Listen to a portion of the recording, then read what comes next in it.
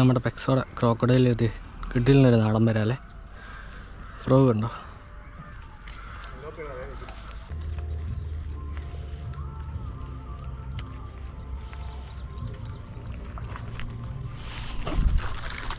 Fish on.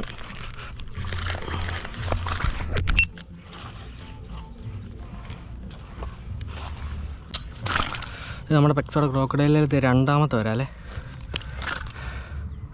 കണ്ടോ, രണ്ടാമത്തെ വരാല്.